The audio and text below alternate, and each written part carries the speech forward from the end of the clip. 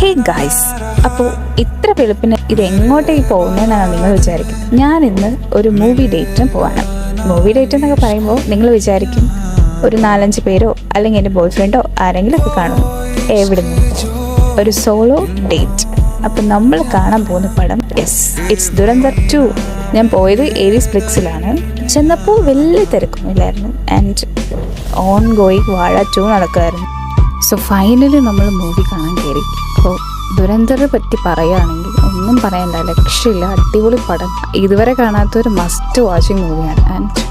And finally നമ്മൾ movie കഴിഞ്ഞിറങ്ങി. ഞാൻ മൂവിക്ക് കയറിയത് 12:15-നാണ്, തിരിച്ചിറങ്ങിയത് 4 മണിക്ക്. വിശപ്പിന് പോലും വക വയ്ക്കാതെ ഞാൻ നേരെ പോയി സ്റ്റുഡിയോയിലാണ്. നിങ്ങൾക്കറിയാമോ ഗൈസ്, എനിക്ക് മാസത്തിൽ ഒരു തവണയെങ്കിലും സ്റ്റുഡിയോയിൽ പോയില്ലെങ്കിൽ ഉറക്കം വരില്ല.